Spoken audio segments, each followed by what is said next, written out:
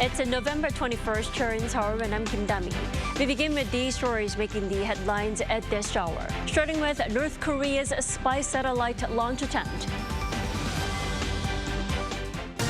The regime has notified Japan of its plan to launch what would be its third attempt to put a military spy satellite into orbit between Wednesday and December 1st. The U.S. warned any deal of sharing military technology between the North and Russia would be a breach of multiple UN Security Council resolutions. The South Korean leader is now in London for a UK state visit upon the invitation of King Charles III. On his first full day on Tuesday, President Yoon will be greeted with a full royal pomp and ceremony. U.S. President Joe Biden says he believes a deal to free hostages in Gaza is close, while the Israeli military says they've located a rocket-making workshop inside a mosque in Gaza City. North Korea has notified Japan that it will launch what appears to be a spy satellite sometime between Wednesday and December 1st. The U.S. voiced concerns over possible military tech sharing between the North and Russia. Our Lee Seung-jae starts us off. North Korea has notified Japan that will be making its third attempt to send a military reconnaissance satellite into space sometime between November 22nd and December 1st. According to Reuters, Pyongyang notified Japan's Coast Guard and said the planned launch would be in the direction of the West Sea and East China Sea. The notice comes after the regime initially had planned to make its third attempt at a military spy satellite launch in October, following two botched launches in August and May, but did not go ahead with the plan.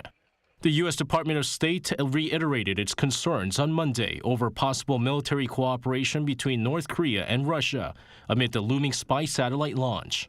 According to the department spokesperson Matthew Miller, any transfer of military technology between North and Russia would violate multiple UN Security Council resolutions, adding that Washington would continue to monitor the actions of both parties with their regional allies and respond to North Korea's destabilizing behavior. North Korea's third launch comes amid speculation that Russia might have provided military technology for the planned launch in exchange for military equipment and munitions for use in the Ukraine war. Meanwhile, on Monday, South Korea's military warned North Korea to stop any preparations to launch a military reconnaissance satellite immediately. Chief Director of Operations at the Joint Chiefs of Staff, Kang Woo-pil, vowed to take necessary measures if Pyongyang were to ignore the warning. Although Kang did not elaborate on what those measures would be, the government is widely anticipated to partially suspend the Inter-Korean Military Pact signed in 2018, also known as the September 19th Military Agreement.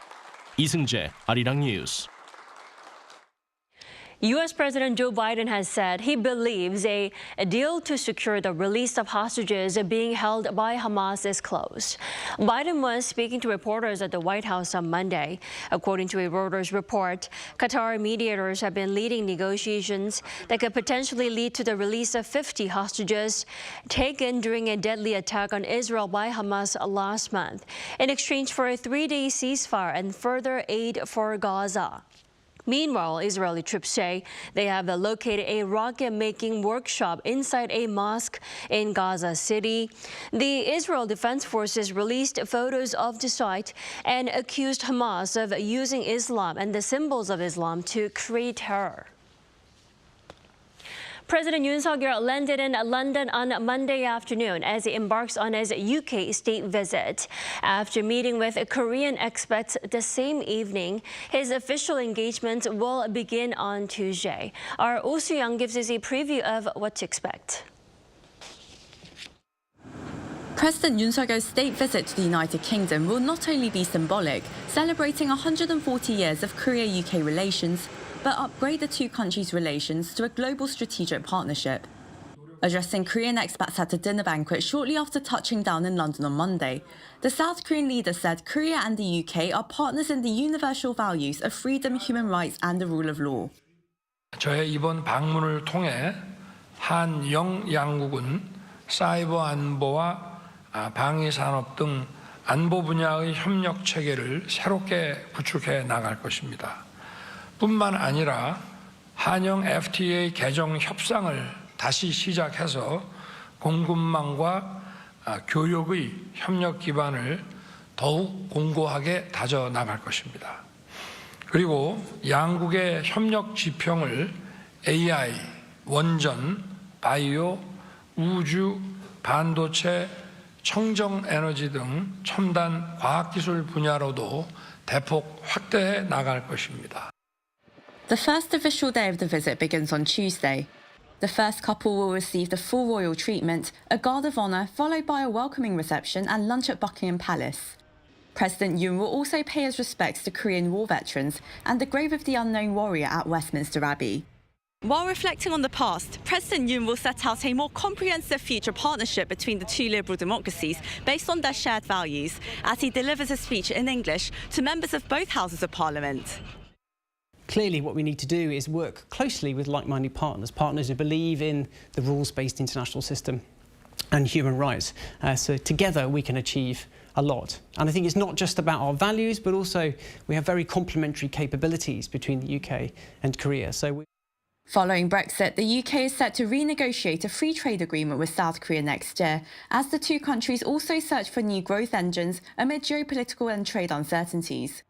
Trade between Korea and the UK increased from $8.8 billion in 2020 to over $12 billion last year, despite the COVID-19 pandemic and global uncertainties. During his visit, Yoon will also attend a business forum, a banquet hosted by the Lord Mayor of London, and a roundtable discussion with notable Korean and UK scientific minds, organised by the Royal Society. So I think almost on whatever metric of innovation, technological, digital, science, both the UK and Korea are genuine superpowers. And when you look at the challenges of the world today, at the heart of them are often the solutions lie in new innovations, in new technologies. So it's absolutely imperative that science and technology is a key partnership or key area of partnership between our two countries. Laying out the blueprint for future collaboration, Yoon will hold a bilateral summit with Prime Minister Rishi Sunak, with the two expected to announce a set of joint documents called the Downing Street Accord, covering cooperation in semiconductors, artificial intelligence, digital and bio-industries, as well as the maritime sector, cyberspace, clean energy and defence. The documents will also include their shared views on global security issues, including on the Korean Peninsula and the conflicts in the Middle East and Ukraine. Young, Arirang News, London. Tours to the inter-Korean border village of Panmunjeom will partially resume on Wednesday, 4 months after an American soldier illegally crossed over to North Korea. According to the Unification Ministry on Tuesday, the National Institute for Unification Education will hold a special field trip to Panmunjeom on the day with about 20 people, including policy advisors and North Korean defectors. The decision to partially resume tours came as the Unification Ministry discussed the issue with the United Nations Command, which has jurisdiction over the joint security area in Panmunjeom.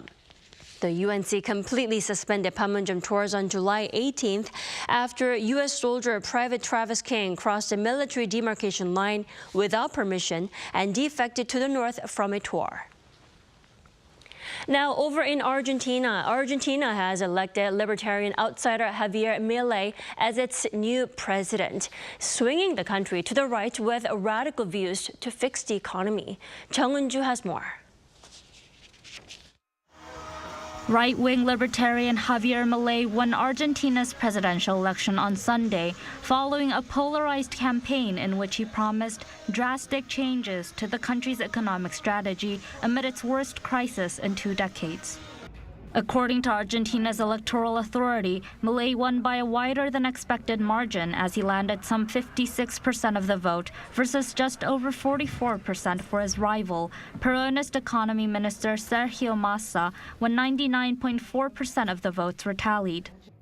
It is the highest percentage that a presidential candidate has received since the South American country's return to democracy in 1983. Massa conceded the runoff vote on Sunday evening in a brief speech even before official results were announced.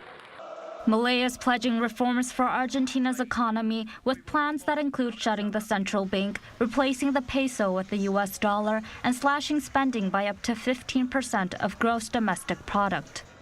His challenges are enormous, however, as he will have to deal with soaring inflation nearing 150%, a $44 billion debt program with the International Monetary Fund, and spreading poverty. His victory marks an extraordinary rise for the former television commentator, which drew comparisons to that of former U.S. President Donald Trump. Milei entered the race as a political outsider and self-described anarcho-capitalist. He stirred controversy throughout the campaign for his aggressive rhetoric and expressing support for anti-abortion, ideas such as legalizing the sale of human organs and eliminating all gun laws. He also criticized China and Argentine Pope Francis, though he later walked back on those statements in an effort to win over centrist voters in the weeks following October's first-round vote, when he came second to Massa. Milei also shelved the chainsaw he used to carry in a symbol of his planned cuts in recent weeks to help boost his moderate image. Milei's win shakes up Argentina's political landscape and economic roadmap, along with international trade.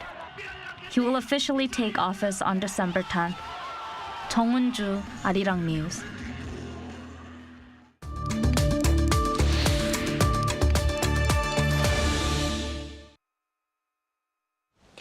Japan's yen is weakening again. In fact, it's so weak that it's on the verge of falling close to the lowest level in 33 years. What does that mean for South Korea and its economy? For more, we're joined by Professor Kimchi this morning. Great to have you with us. Thank you for having me today. Professor Kim, first off, what's the reason behind such a weak yen right now? Well, the main reason of low yen is Japan's zero interest rate policy. Japan's central bank, or Bank of Japan, maintains its key interest rate at 0% from 2001 until today. It means that Japan's key interest rate is set to 0% over the last 20 years, while Bank of Korea's key interest rate is 3.5%, European Central Bank's key interest rate is 4.5%, and U.S. Fed's key interest rate is 5.5%. So relatively speaking, we can easily see that Japan's key interest rate is lower than any other major economies. So this lower interest rate makes Japan's yen weaker than other currencies today. Right, significantly lower to those of other countries. Now, this must be a good news for people here in South Korea, though, who may be interested in traveling to Japan. I have a list of people who are visiting Japan, this month and just by the end of the year. That is good news for us for now, right? Of course. Thanks to weaker yen and stronger Korean won, Korean people can buy more Japanese goods and services with the same amount of Korean won. Therefore, Korean people's the most popular destination today is Japan. Korean people covers about more than 30% of foreign visitors to Japan this year. And Korean people shop Japanese products more than before because of weaker yen. Right, I've stocked up some on yen a couple months ago, and still it's falling. And some experts say yen's weakness may be a rather red flag for certain businesses and industries, namely Korean export firms. Now, how is that the case? Could you provide some examples of those? Weaker yen is not 100% good news to Korean people. Because Korea's major industries like automobile, machineries, and petrochemical are competing with Japan's industries.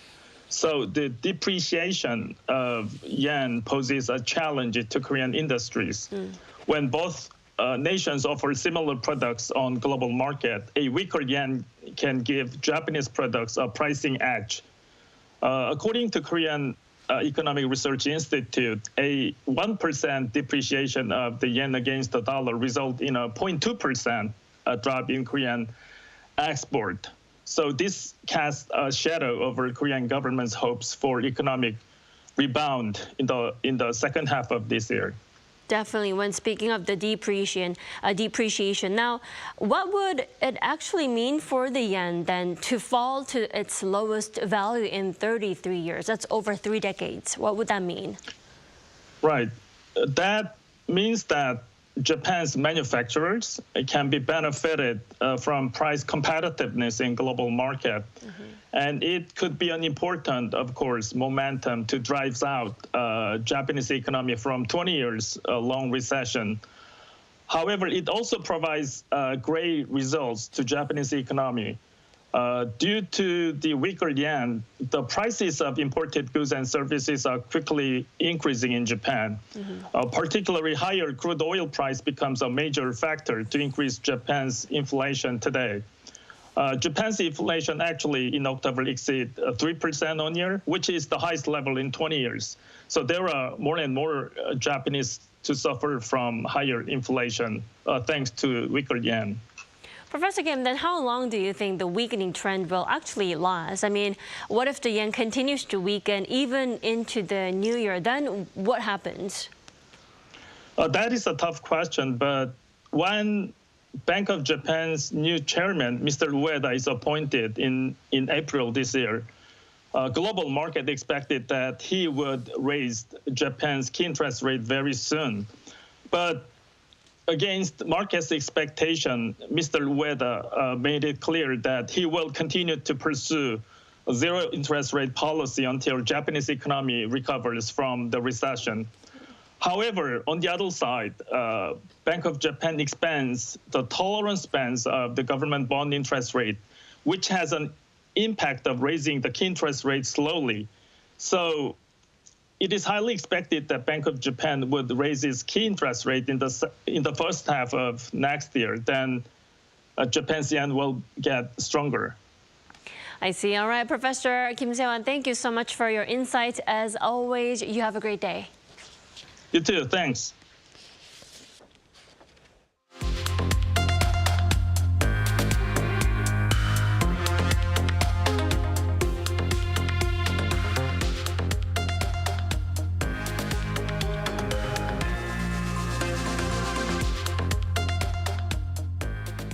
The popularity of South Korea's national dish is reaching all corners of the world as kimchi experts set new records. According to the Korea Customs Service on Tuesday, exports of kimchi reached a record 93 countries this year. The kimchi market is fast growing in North America and Europe, but exports to Japan took up more than 40% of the total amount. The export value is also on track to break previous records. Between January and October this year, total kimchi exports came to over $130 million. Global efforts are being made to take action toward the decarbonization of planet Earth. But new renewable energy sources have not been able to keep up with those needs. Now, a team of researchers have revealed that by 2050, more than 50% of total energy sources will change to solar power. Lee Eun-jin has the details. Solar power generates electricity using sunlight. Currently, the most widely used solar cells are made of silicon and are cheap and easy to make. But their power generation efficiency fluctuates depending on the weather, and the large area of space that the panels take up means solar is an underused source of energy. If there was an infinite space for energy storage, we could store all the energy we need from the sun. Then we wouldn't have to rely on thermal or nuclear power. But the supply of large capacity energy storage devices is limited because they are so expensive. Even considering these drawbacks, a team of researchers at the University of Exeter in the United Kingdom says that by 2050, solar power will become the dominant energy source. Looking at the 11 electricity production key technologies, fossil fuels have been in the lead, having produced 62% of electricity in 2020. But that is expected to drop to 21% in 2050. The research team's analysis shows that between 2010 and 2020, the installation of solar panels increased by 25% per year, which both caused and partly was caused by cost reductions of solar photovoltaics, a non-mechanical device that converts sunlight directly into electricity, which fell by 15% each year. The research team also said that a tipping point for renewable sources leading the power sector could be imminent or has even already passed. And the policy and finance spheres need to prepare for a rapid transition. The latest findings on solar energy have been published in the science journal Nature Communications. Lee Eun-jin, Arirang News.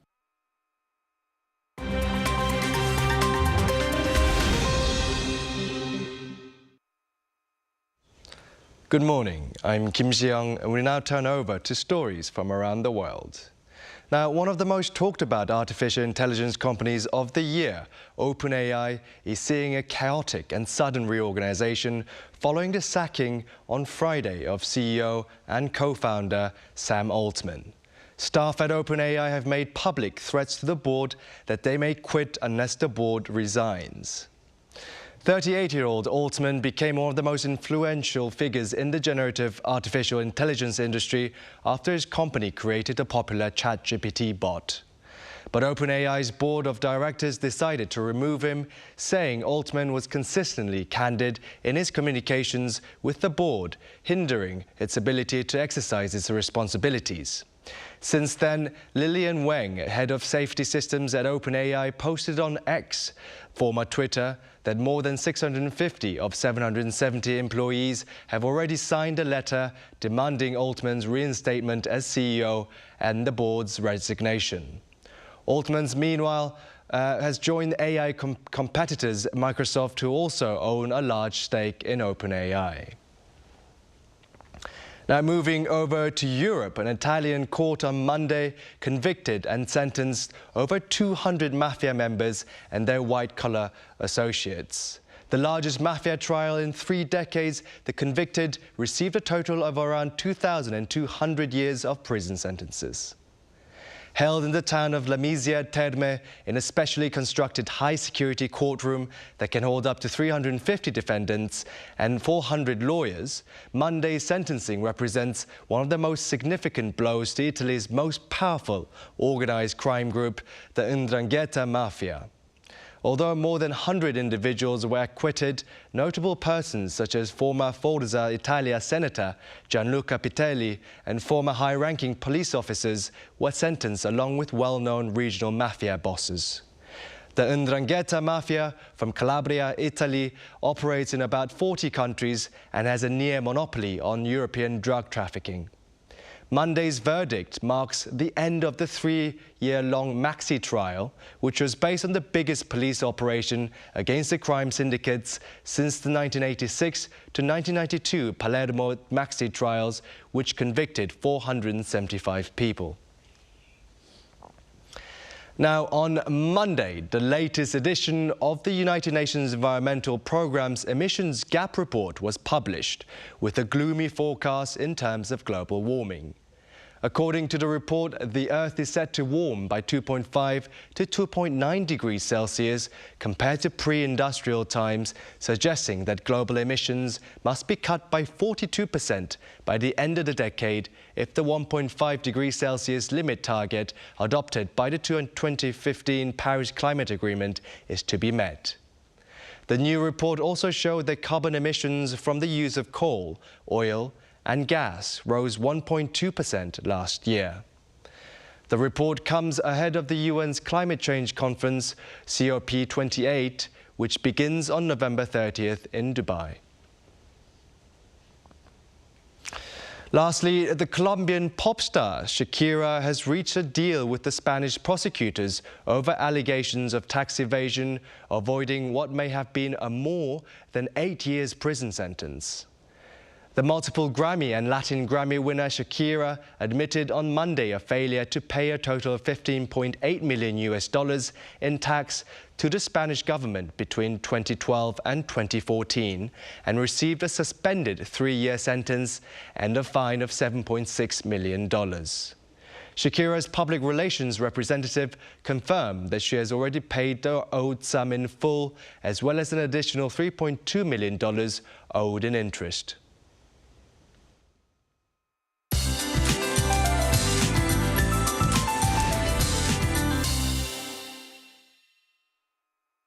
Good morning. It's a cold start to the day, but brace yourself for a swift temperature boost along with sunshine. And especially noticeable in Gyeongju, where you might witness temperature gaps nearing 20 degrees Celsius within a few hours. Along the east coast, anticipate highs hovering around the 20 degrees Celsius mark today. Meanwhile, the dry weather advisory has been expanded, covering more areas of east of Gangwon-do and Gyeongsang-buk-do provinces. Given given this, exercise caution to avoid any activities that could spark fires. Afternoon highs will be 1 to 3 degrees higher this afternoon. Seoul tops out at 14 degrees. Jeju will be warm and nice at 19 degrees Celsius. Decent air quality nationwide under sunny skies today. The next few days in the capital promise to be the final stretch of this season's high temperatures in the teens. Then keep an eye out for rain midweek. That will bring a significant drop in ratings starting Friday. That's Korea for you, and here's a look at the international weather conditions.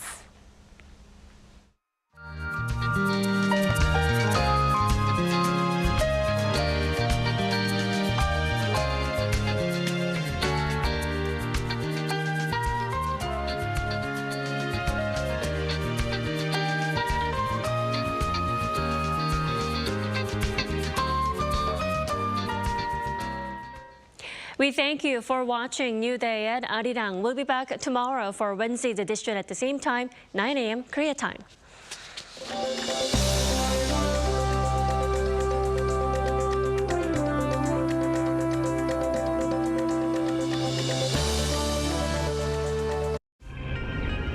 한국에 오면 먹어야죠.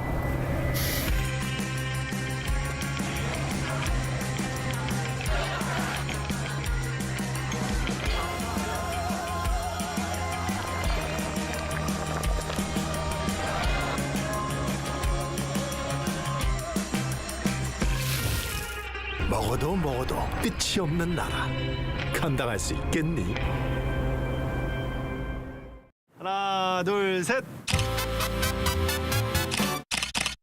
Hey, Mr. Cupid, who's mine? Make sure you listen to what I say.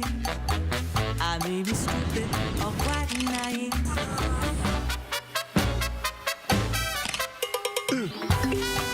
끝없이 쏟아지는 포토스팟. 휴대폰 한 대로 감당할 수 있겠니? Arrow straight through my heart.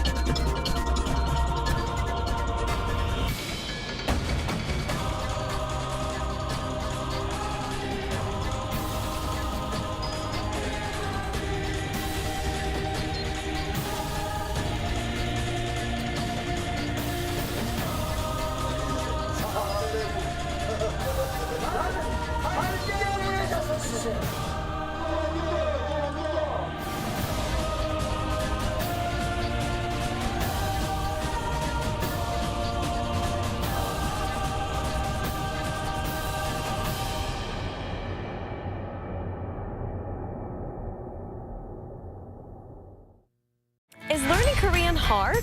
We'll teach you Korean the easy way. Really? There's an easy way?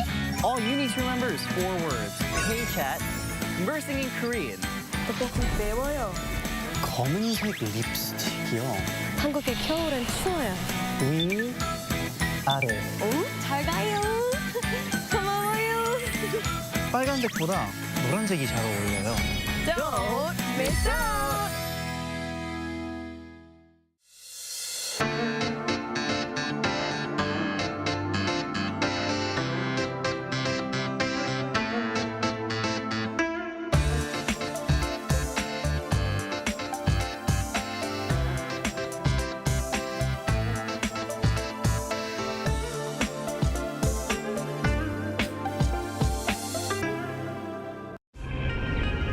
한국에 오면 먹어야죠.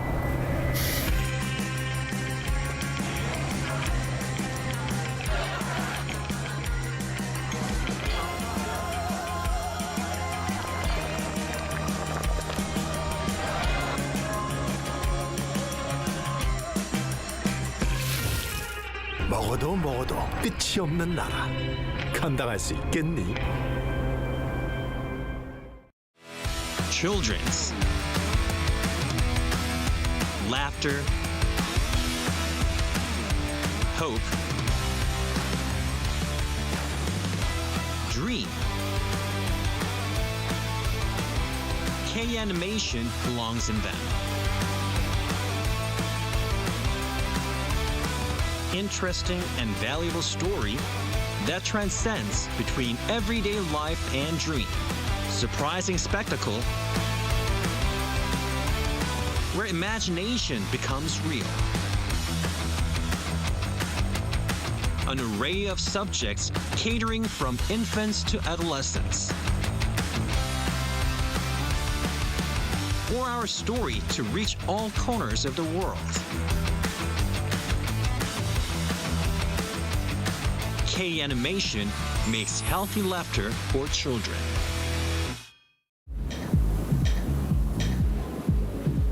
Welcome.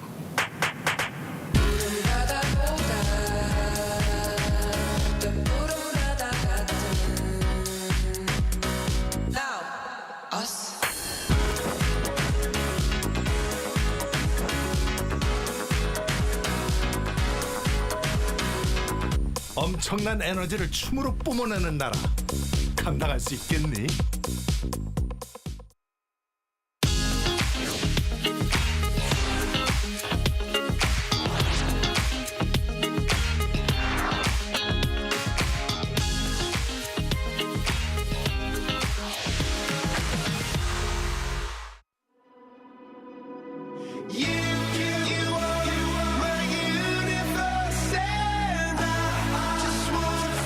We're here to make a new type of news. New insights, new styles, and new topics every day. We are News Generation. Making news just for you. It's November 21st here in Seoul. I'm Yoon, and you're watching News Generation. Joining me in the studio is Nell Song. What's up? Hello, and Park Ki-hoon. Thanks for having me. Happy Tuesday, guys. Now, both are here to speak on behalf of people in their 20s and 30s. As usual, let's start with our news feed, which covers different hashtags and news items that have been trending on social media over the past 24 hours. Starting next January, South Korea will slap stronger regulations against stalkers to further protect their victims. The Justice Ministry on Monday said it would allow victims to receive notifications or messages on their phones whenever their stalkers are nearby. Before, victims had to call up the administrators themselves to find out where their former stalkers are. The location is being monitored through a GPS function attached to their electronic anklets. Moving on to news about Japan's labor market. A recent survey has found that 1 out of 5 workers in Japan are freelancers with a specific expertise. In just 4 years, the number of such contracted employees tripled, and experts read this trend as more Japanese preferring to work various jobs at once in a specific field, rather than enjoying the stability and perks of being a regular company employee. And last week, South Korea held its nationwide college entrance exam. The College Scholastic Ability Test, also known as Suneung. In a hyper-competitive education environment like Korea, it's such an important day that even the police provide pickup and drop-off services to tardy test takers. But almost every year, we hear stories on how some taxis would drop test takers off too far away from the test center, some even threatening to do so if the passenger doesn't give them a good online review on the spot. Now, this happened again to a 20-year-old female test taker who was forced to give her taxi driver 5 out of 5 stars as a review, even though he didn't take her to her destination. Instead, he said it was too difficult for him to take a U-turn, and instead she had to walk a few meters to her test center. And this has spurred much online debate. Many students and teachers said it's really ridiculous that they have to experience this on an important day like Suneung. Others said this just reflects the poor working conditions taxi drivers and, broadly speaking, public transport industry workers go through. Around this time of the year, many drivers use the nationwide college entrance exam as leverage and try to really boost up their better income or working conditions. Now, based on these arguments, some people have called for the faster implementation of automated driving taxis.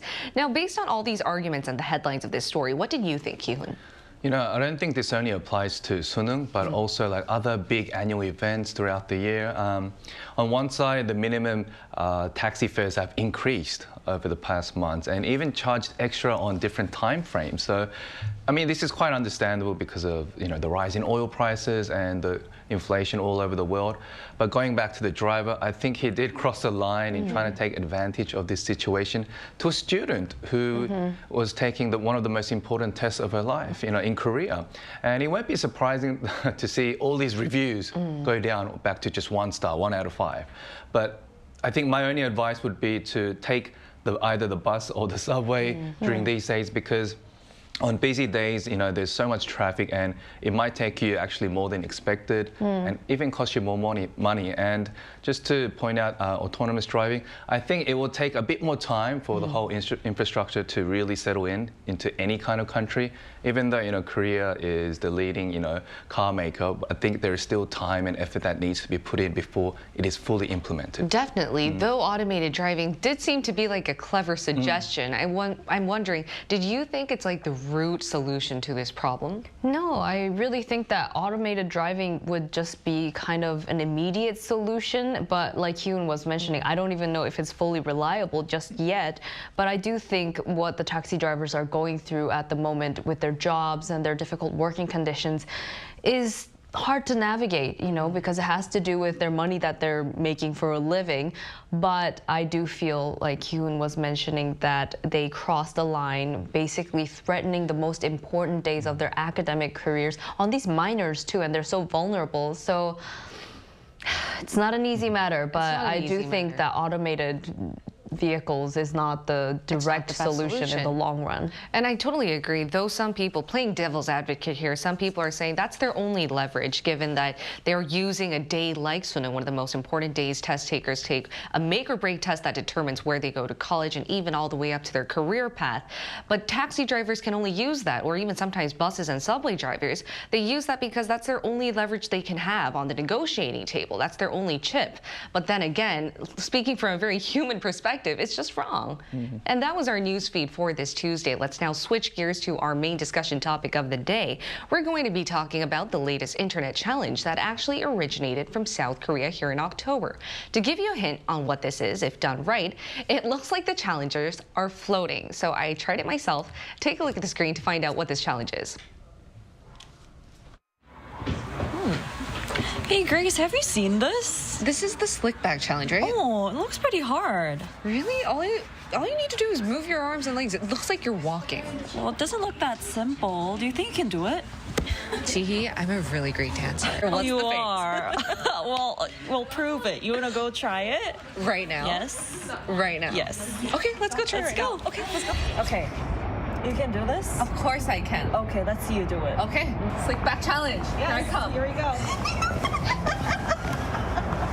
Okay, Grace, I think I know the problem. What was the problem? Okay, so you have to be on your toes and you have to be leaping a little more. So you're like,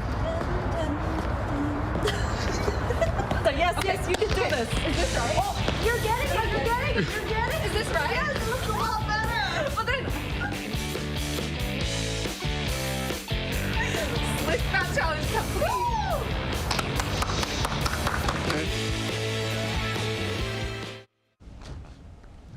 Guys, so that was me trying out the slick back challenge. Now, while it might have looked like I'm just flapping my arms and legs around, this slick back challenge, if done right, is also known as the gravity-defying floating challenge. It looks like you're defying gravity. Now, it's the latest dance challenge to have gone viral globally, and it all started here. But let's find a bit more about this challenge. And did you like it now? Did you like my challenge? Okay, you're lost of words. Why? It's so wonderful that we live in a world where people can try and fail, and we still accept them for who they are. No, I'm just kidding. But so this dance that we're talking about, it's supposed to make you look like you're levitating. Originally, it's started off from this dance called Jubi slide. Somebody named Jubi something invented this slide, and it was supposed to be like a sideways moonwalk where it's supposed to, slide a little bit, But this kid named Lee Hyo-chul, he's a middle schooler here in Korea, kind of took it to the next level. And when you look at his videos, like Yeon and Chihi were looking at, you can look at it online. It looks like he's basically floating. Exactly. He's in space, and it's even further, one step further up than just gliding. Yeah. So he got 200 million views within the first 5 days of uploading. And many people, including our beloved Yoon, attempted to do it because he uploaded this tutorial on how to move your feet, lifting one side and sliding it at the same time, which everyone was still left baffled. But he even came out on the famous You Kids on the Block with the famous national MC Yoo Jae-seok. And yeah, that's just all the hot talk these days. Yeah. Exactly. This challenge really blew up here in Korea after that middle schooler made it seem very easy, and I was one of them. I thought it would be really easy because he said easy ways to follow the slick back challenge, but to be very honest with you, it wasn't that easy. Now, tell us more about this trend. No, like you said, it's very interesting how a middle school student made this all viral, not a celebrity, where that's usually the case. But ever since it became viral, more people took this opportunity to, you know, try this somewhat cool dance from like celebrities, even from people all around the world, and even Yoon. Like Yoon. So, and there were even some like slick back masters who like shot their own tutorial videos, trying to get the views and the clicks they wanted during the hype. But you know, although the explanation sounds really easy, it's actually quite difficult to pull it off, that floating motion. And even the dance machine, JYP, tried it out himself, and he utterly failed. And there were a lot of comments saying, oh, did he have to do that? It wasn't that great. I mean, I feel sorry for him. He's trying a little too hard. Anyway, so overall, I think these kind of challenges, it gets everyone involved and connected because, you know, it's fun, it's entertaining, and something that anyone can try, whether it's easy or not. But I'm seeing a lot of people fail, like someone next to me. But I think that's where the fun is, you know, looking at people try really hard, but do it, like fail in a very funny, goofy way, and just get a laugh out of it. Yeah, I didn't know I failed, guys.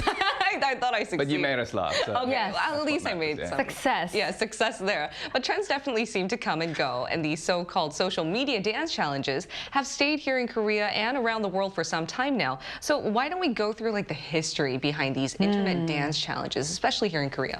Right, so the history of the dance challenges. So I think with the rise of TikTok, which is the short form platform, the dance challenges, they were basically the foundation. And in the United States, I guess there's a lot of people, but first one that comes to mind is Charli D'Amelio. She was this teenage girl who basically started posting little dance videos starting 2019. She was a dancer before that too, but she, you know, kind of made the, you know, like these kinds of TikTok moves into a real big trademark. Right. And in Korea specifically, a year after Charli D'Amelio started posting, Zico, one of our K-pop stars, and we love him so much, posted, you guys all know this song, 아무 노래? Any song challenge. Any song challenge, and that became super popular, and that was the start of all the dance challenges. But I believe that we have a song prepared. We do. PD님, music cue. Okay, let's try it out. Let's try this any song challenge. Yeah. Okay, ready? 왜들 그리 다운돼 있어? 뭐가 문제야? Say something. 분위기가 겁나 싸해. 요새 이런 게 유행인가? 왜들 그리 재미없어? Alright, we got this. Tell me what I got to do. I don't know. Ready? Bluetooth 켜. Ready? 아무 노래나 일단 틀어. 아무거나 신나는 걸로. Okay, why is the song not ending, guys? This is the any song challenge, and I think we could give ourselves like a 5 out of 5, no? Pat on the back. Pat on the back, pat on the back. Give us a good rating. A for effort. Leave in the comments who was the best. But I think, see, things like this, when we try it together, even though it's not perfect, it's kind of fun to get everybody involved and doing it. And I feel like this new Gen Z, Gen Alpha are the generation that really enjoys doing this as a group activity together, whether it be in school or in the studio. And I think this is kind of what brought this new age of like hook songs. Exactly. Hook songs were kind of different, but nowadays it's all about the dance, the easy kind of choreography that you can follow along to, and that's what makes the songs go viral. And And the Any Song Challenge, I remember, it was a very big boom, and even now we still remember some of the dance moves, and because it's easy to follow. And Kyun, would you like to elaborate on how these dance challenges are really resonating with like around the world? Yeah, I mean, you know, with the boom of social media, everyone's watching it, everyone's connected, and these short clips are very easy to, I guess, make and easy to watch as well as an audience. And because they're less than 1 minute, you know, it doesn't take much effort to really make one. And I think, you know, ever since YouTube, even TikTok obviously became prominent, you know, I think videos seem to be getting much shorter and shorter, which immediately grabs the audience's attention, which is awesome to get their clicks. However, I feel these kind of like new viewing behavior shortens our attention span, increasing our desire to consume more in less time, eventually affecting our concentration levels, especially among young generations. So I love these kind of short clips, but it kind of makes me watch so many different clips that I spend hours and hours just watching Never-ending. these short. It's never ending. On, and there you go, that's JYP right there. Exactly, that's the slick back Trying challenge. it out. And that's the other soccer player doing that. And look at those clips. I know. Yeah. I can totally empathize with you. I was the one looking at this, and I kept just scrolling down without knowing that time is going by. And speaking of just using social media, I think this has to do with our generation being so tech savvy, right? We're always looking at these social media outlets and dance challenges. Apart from that, why do you think these dance challenges are really resonating with our generation? Like I was mentioning earlier, I do think that this is a very communal thing. Everybody gets involved. You're all feeling the sense of unity with the trend that you're doing together. And it's fairly easy to follow. And if you do upload it online, I do feel like it's fairly easy exposure. And you could become a social media star overnight, like this friend that we saw, the middle schooler. Whether you did a really good job or a really bad job. If you make people laugh, if people think it's entertaining, you kind of go up to the top very quickly. Right. And Kyun, would you like to add on to that? I think a lot of millennials and Gen Zs like to leave like good memories of what they did by obviously, filming these short, fun, catchy videos. And whether they were out with their friends or even if they go on a family trip, it's just become a new trend where it's just more than just taking a photo. It's all about taking these short, funny clips with, background music playing. And also, I think ordinary citizens who are not professional dancers like us, obviously, can show their own unique style of dancing, and they can appeal to the public, and they can become very viral and popular all of a sudden. And I'm pretty sure Yoon's video will get all the views. We should upload it. You guys never know. I might be a star overnight. You never know. But in the meantime, we asked our viewers if they've actually tried social media dance challenges themselves. If so, which one? So here's what 3 of them had to share with us. Take a look at the screen to find out. Let's start with Benny. Benny said, for me, the Gento challenge by the Filipino boy group SB19 is one of the most famous dance challenges that also K-pop superstars have tried too. EXO said, I myself haven't tried any, and the reason is simple. I suck at dancing. I guess the Queen Card challenge by G-Idol was the most famous in my country. Hannah said, 7 years ago, I was fervently picking up new dance moves from online trends, including the PPAP Pen Pineapple Apple Pen Challenge. Now, these are all challenges. I think our viewers gave us like a glimpse of history to all the dance challenges on the internet. And we're now going to include another millennial in our talks who's also actively tried being on trend with all the dance challenges on the internet. And he is actually a professional dancer, so he might have a good few tips for us. Now stay tuned for our live interview.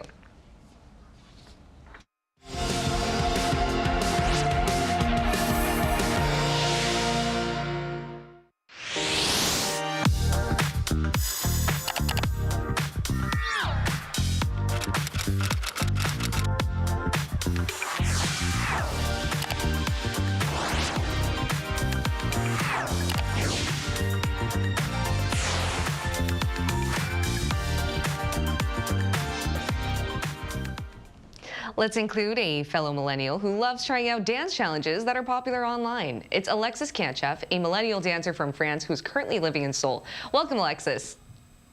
Thank you. All right, Alexis, so you're a dancer, but when did you first start trying specifically social media dance challenges? I think it was 3 years ago, back in 2020, during the Corona pandemic. So for the background, I'm a former ballroom dancer. So basically, I used to dance partner dances such as salsa, tango, waltz. And yeah, I started when I was 3 years old. But when I turned 18, I wanted to challenge myself by trying new things. And so I decided taking individual dance classes like hip hop or Afro. And I really enjoyed it. I really liked the idea of dancing as an individual and not being restricted dancing with my partner. So I ended up creating my own dance crew, with some friends, and we are posting our content on YouTube. And in order to promote our YouTube videos, we usually record some dance challenges which are related to the songs we are dancing on, and then we post it on our social medias. So Instagram page or TikTok page, and yeah, that's how I started. Amazing. So I see that there's a lot of dancers like yourself who do challenges to promote themselves, but also regular people like us. But why do you think it's so popular amongst our generation, whether you're a dancer or not? Yeah, I think the fact that social medias are so popular among our generation is the biggest factor. We are scrolling a lot, and yeah, we're scrolling a lot, and the format of the dance challenge being short makes it ideal. It helps a lot. Yeah, so being short and also being easy, so it makes it interesting for everyone, not only dancers, because it means that non-dancers could think of trying it out. Right, And it's easy to follow. Yes, and I think also that the pandemic was a big factor as well, because yeah, during the quarantine we were all stuck at home and people were getting bored. Right. And I think that people used to upload some dance challenges and try it out, including celebrities that are not necessarily dancers. Exactly. And so it made it very popular among our generation. Alexis, do you have any personal tips or ways to become a better social media dance challenger? So step one, I think, is learning the choreography, right? So there are plenty of tutorials on social medias that can help you to learn the choreography, but also you can learn it by yourself, actually, by recording your phone screen while watching the dance challenge you want to learn, and then you can mirror the video, and then you can copy the movements of the dancer as if it was your reflection in the mirror. So that helps. Or you can use some apps as well to slow it down, so it makes it even easier. Yeah, I guess monitoring yourself is really important. Alexis, very briefly, then, did you like our any song challenge and my slick back challenge? Don't ask him that. Definitely. You did so good. Okay, and I guess like compliments will really feed into us keep trying. But thank you so much, Alexis. It was a pleasure having you here with us today. Thank you. It's my pleasure. All right. Now, we're seeing a lot of social media dance challenges, whether it be our generation being tech savvy or always on social media, but also for K-pop to promote itself. So how would you guys like to see these dance challenges move on from now? Right. I mean, it's so great to see that on social media, these challenges brought a lot of songs into light that perhaps wouldn't have seen the light of day because, you know, it's just so short. And like we said, there's such fast circulation.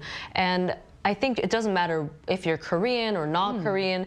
We use sounds from all over the world, whether Japanese songs, Indian songs, Pakistani songs, and Slavic songs nowadays are becoming popular. So I love that it's such a multi-continental, multicultural thing. Yeah. What about you, Kyun? You know, I remember the first type of challenge that I kind of saw online was the ice bucket challenge or the ALS ice bucket challenge. I really like the intention behind it because it tried to raise awareness of the Lou Gehrig's disease and encourage donations for research. So I think if these kind of dance challenges can collaborate to promote better awareness of things that need critical attention right now that are kind of overshadowed for any other reason, I think these, you know, short clips will become a bit more meaningful and helpful to the general public moving forward. To better deliver a better meaning societal message. Now, we'll hope to see that soon, but in the meantime, we'll be here every day from 9:30 to 10 a.m. Korea time, bringing you more topics young people are talking about.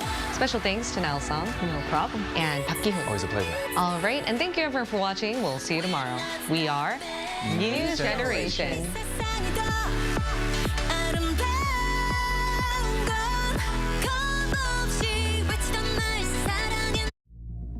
해외 해외에서 경기가 있을 때마다 스스로 다짐하는 말이 있어요.